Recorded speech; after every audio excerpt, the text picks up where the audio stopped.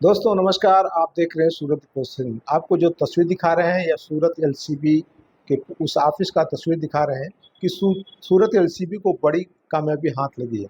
सूरत LCB police जवान को सूचना मिली कि दिल्ली मुंबई हाईवे नंबर 4 से कोई मादक पदार्थ से भरा हुआ ट्रक गुजरने वाला है। जैसे सूचना मिलते ही एलसीबी के जवान उस नेशनल हाईवे पर पहुंचे और आपको ट्रक का जो तस्वीर दिखा रहे हैं, जब वहां पे चेकिंग अभियान चलाया गया, चेकिंग अभियान के दौरान वो ट्रक दिखा और ट्रक को रोक कर देखा गया तो उसमें राइस कैंकर्स की आड़ में नशीले पदार्थ की सप्लाई की जा रही थी, जिसके चालक सुनील बिश्नोई को गिरफ्तार कर लिया गया है। ट्रक की आपको तस्वीर दिखा रहे हैं, तो आपको जो ट्रक की तस्वीर दिखा रहे हैं ये सुनील बिश्नोई का भी हम आपको तस्वीर दिखा रहे हैं। इसलिए आपको बता रहे हैं कि सूरत एलसीबी पुलिस की जो कामयाबी हाथ लगी है, बड़े स्तर पर मादक पदार्थों की सप्लाई की जा रही थी, उस गिरोह का भंडाफोड़ हो गया है, पर्दाफाश हो गया है। आपको तस्वीर दिखा रहे हैं जिस प्रकार से बड़ी मात्रा में यह मादक पदार्थ मिला। उच्च अधिकारियों ने क्या कहा, उनकी जुबानी आपको सुना रहे हैं।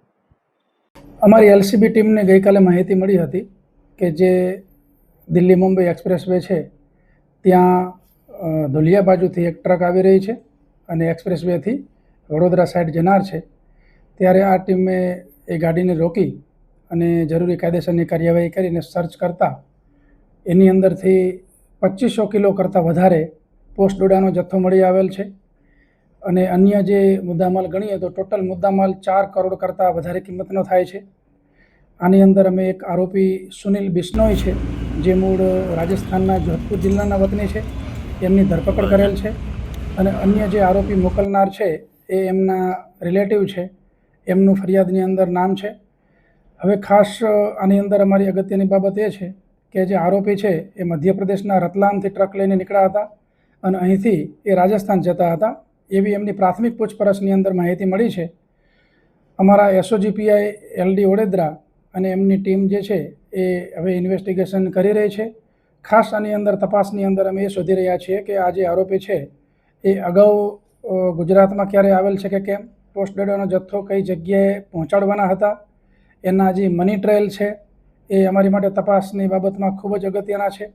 એટલે એ તપાસ ખાસ કરવામાં આવશે। નામદાર કોર્ટમાંથી પણ આરોપીના અમને જરૂરી રિમાન્ડ મળ્યા છે કે જેથી જેટલી વૈજ્ઞાનિક ઢબે તપાસ કરવાની છે, અન્ય ફાઇનાન્શિયલ બાબતની તપાસ કરવાની છે, એ તમામ બાબતો તપાસમાં આવરી લેવામાં આવશે।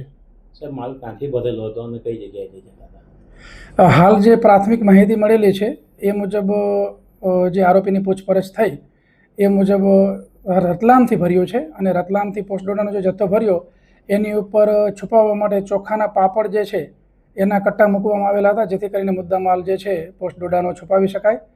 અને હાલ પ્રાથમિક પૂછપરછમાં રાજસ્થાન જોધપુર ખાતે પહોંચાડવાની વાત કરે છે, પરંતુ ગુજરાતમાં કોઈ જગ્યાએ જવાના હતા કે કેમ, એમના જે ટેકનિકલ તપાસ છે એ તમામ બાબતોની તપાસ થશે અને રિમાન્ડ દરમિયાન આ તમામ મુદ્દાઓ જે છે એની વ્યવસ્થિત રીતે તપાસ કરી લેવામાં આવશે।